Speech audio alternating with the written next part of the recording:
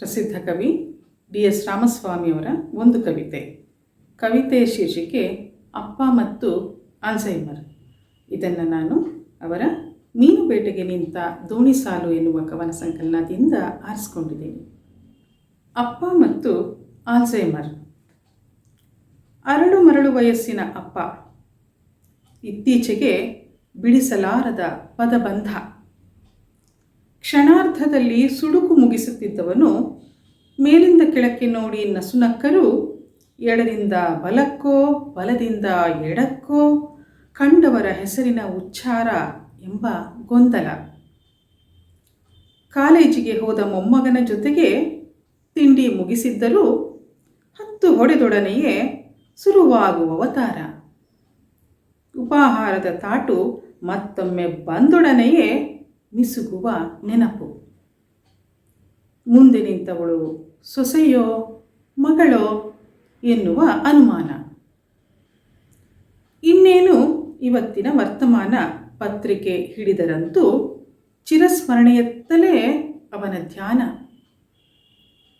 ವಯೋಸಹಜ ಸಾವಿಗಿಂತಲೂ ಅಪಘಾತದ ಅವಘಡಗಳಿಗೆ ಶಪಿಸುತ್ತಾನೆ. ಯಾಕೆ ಸುತ್ತುತ್ತೀರೋ ಸುಮ್ಮನೆ ಊರಿಂದ ಊರಿಗೆ? ಎಲ್ಲ ಊರಲ್ಲೂ ತತ್ವಾರ ನೀರಿಗೆ, ಸಂಬಂಧಕ್ಕೆ.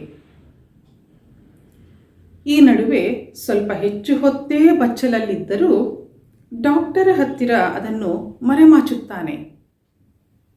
ಒಗ್ಗಿ ಹೋಗಿದ್ದಾನೆ ಔಷಧ ಮಾತ್ರೆಗಳ ದೈನಿಕಕ್ಕೆ. ಪಿಂಚಣಿಗಾಗಿ ಸಲ್ಲಿಸಬೇಕಿರುವ ವಾರ್ಷಿಕ ದೃಢೀಕರಣಕ್ಕೆ.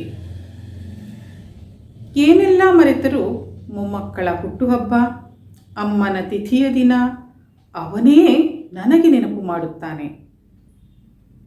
ಮೊಮ್ಮಗಳ ಒತ್ತಾಯಕ್ಕೆ ಮಣಿದು ಇನಾಕ್ಸಿನಲ್ಲಿ ಸಿನಿಮಾ ನೋಡಿ ಬಂದ ಗೋಧಿ ಬಣ್ಣ ಸಾಧಾರಣ ಮೈಕಟ್ಟಿನ ಅಪ್ಪ ಅವತ್ತಿನಿಂದ ಮರೆತು ಹೋಗಿದ್ದ ಕ್ಲಬ್ಬಿನ ದಾರಿ, ಕಳೆದು ಹೋಗಿದ್ದ ನಸ್ಯದ ಡಬ್ಬಿ ಕಂಡುಕೊಂಡಿದ್ದಾನೆ.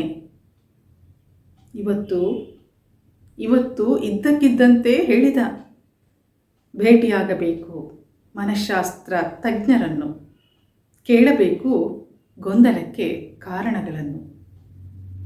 ಇವತ್ತು ಇದ್ದಕ್ಕಿದ್ದಂತೆ ಹೇಳಿದ, ಭೇಟಿಯಾಗಬೇಕು ಮನಃಶಾಸ್ತ್ರ ತಜ್ಞರನ್ನು, ಕೇಳಬೇಕು ಗೊಂದಲಕ್ಕೆ ಕಾರಣಗಳನ್ನು. ಧನ್ಯವಾದಗಳು.